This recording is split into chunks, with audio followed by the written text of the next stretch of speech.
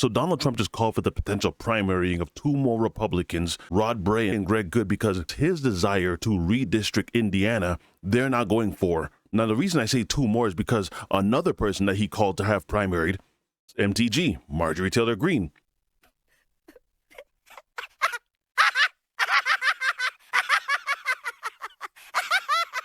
And trust me, no one is going to be losing sleep over that one. But you could see in a Truth Social message that he posted up where he said, I'm very disappointed in Indiana Senate Republicans led by Rhino, Senators Rod Bray and Greg Good, for not wanting to redistrict their state, allowing the United States Congress to perhaps gain two more Republican seats. The Democrats have done redistricting for years, often illegally, and all other appropriate Republican states have done it. Because of these two politically correct gentlemen and a few others, they could have been depriving Republicans of a majority in the House.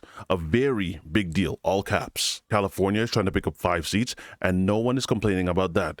It's weak Republicans that cause our country such problems. It's why we have crazy policies and ideas that are so bad for America. Also, a friend of mine, Governor Mike Braun, perhaps is not working the way he should to get the necessary votes. Considering that Mike wouldn't be governor without me, brackets, not even close, is disappointing. Any Republican that votes against this important redistricting, potentially having an impact on America itself, should be primaried. Damn! Indiana is a state with strong, smart, and patriotic people. They want us to see our country win and want to make America great again. Senators Bray, Good, and the others to be released to the public later this afternoon should do their job and do it now. If not, let's get them out of office ASAP. Let them fight. And so here's the thing that I think people are really starting to come to grips with. It took them a while, but politics will continue beyond Donald Trump's era. There are just certain things you can do within politics, but if you do it, it is always going to be a stain on your reputation. Redistricting your state just because Donald Trump asked you to, or voting against the Epstein files, Donald Trump doesn't have any real loyalty to anyone except for the people and the things that will make him look good. As long as you're on board with him, you're good to go. As soon as you come off the script, you realize that you're pushed to the side. I mean, they have a list out for these people on X so that you can contact them because they're apparently sabotaging Trump and his agenda. Yeah, list right here. What I find kind of fascinating is that he's the one setting the tone for what's considered to be a Republican in name only. Rhino. His agenda, his talking points, if those aren't met the way he wants them to be, then you're considered a rhino. And this is why if you start thinking long term, you have to start thinking about your political career outside of Trump's purview because Trump will not always be around. Now, those two weren't the only ones. Seemingly, he's calling for Marjorie Taylor Greene herself to even be primaried because I can only assume it's the Epstein files. She did an interview with Dana Bash earlier, and she was asked this exact same question as to why it is that Donald Trump seems to now be going after her and her political career. So here she is. I stood with President Trump when virtually no one else did. Campaigned all over the country, spent millions of my own dollars helping him get elected. And I think that's incredibly important. And I do support him and his administration. And I support them in delivering the campaign promises we made to the American people. His remarks, of course, have been hurtful. However, I have something in my heart that I think is incredibly important for our country, and that is to end the toxic fighting in politics. And this has been going on for years, and it has divided our country, split up friends and families, neighbors, and it's not solving our problems.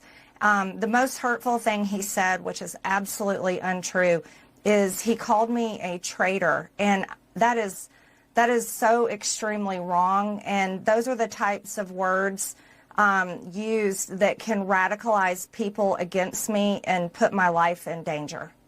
What do you think happened? What do you think is the reason for this? Unfortunately, it has all come down to the Epstein files, and that is shocking.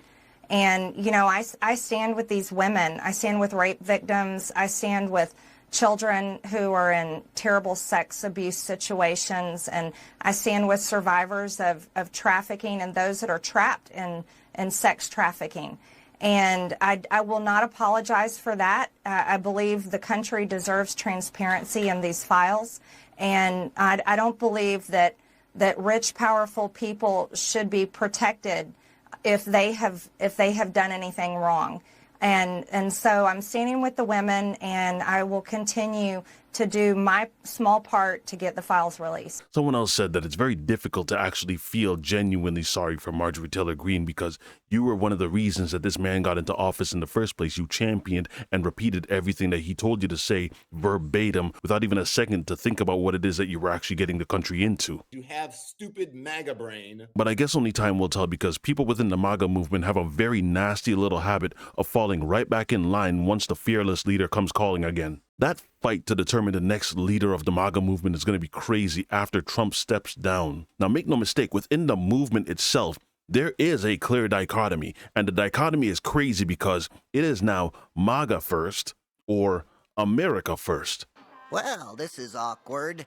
There was once a belief that these two practices actually coincided.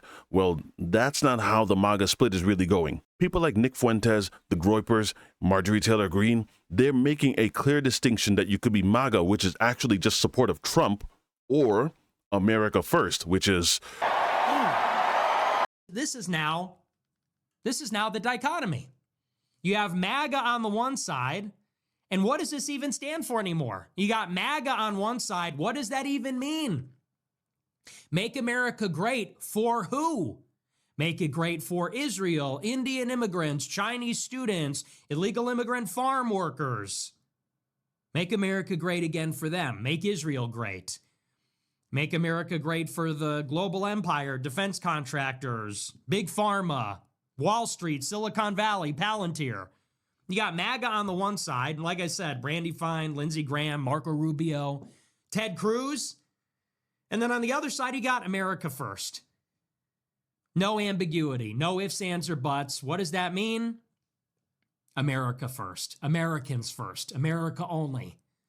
America first is our credo. Americanism, not globalism, is the credo. Tucker, Fuentes, Candace, Marjorie, Thomas Massey, Dan Bilzerian, Myron, Jake Shields. Now, make no distinction. When they say America First, some parts of that America First movement do not include you.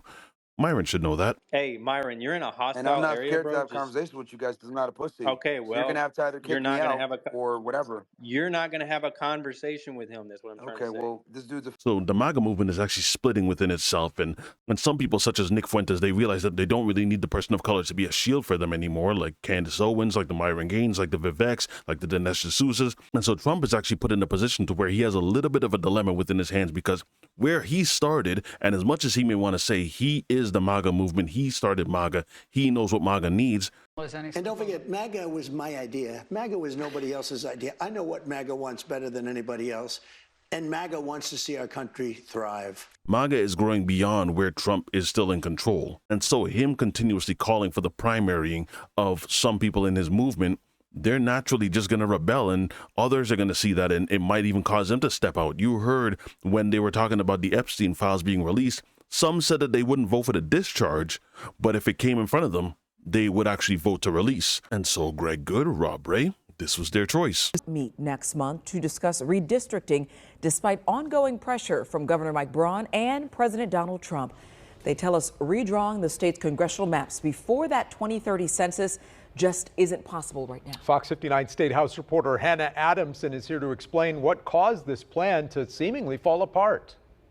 With days to go before the start of the next legislative session, Senate President Pro Tem Rod Bray says the Senate will not move forward with redrawing Indiana's congressional maps. This really is a win for Hoosiers. Indiana Senate Minority Leader Shelley Yoder says the decision will allow lawmakers to return their focus to the issues most important to Hoosiers. They do want legislators focused on the issues that are impacting them the most, and that is their pocketbook issues, the kitchen table issues, affordability issues, the economy. In a statement, Indiana House Minority Leader Phil Giaquinta says, quote, "Now that the topic of redistricting is behind us, I look forward to working on bringing down the cost of living for Hoosiers during the upcoming legislative session." Last month, Governor Mike Braun had called for a special session to counteract the actions of blue states. In a statement, Governor Braun says in part, quote, "Our state senators need to do the right thing to show up to vote for fair maps. Hoosiers deserve to know where their elected officials stand on important issues." Never mind the fact that California's vote was only reactionary to what was already being proposed in terms of gerrymandering. So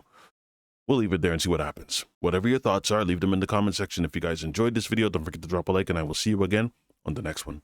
Be easy, y'all.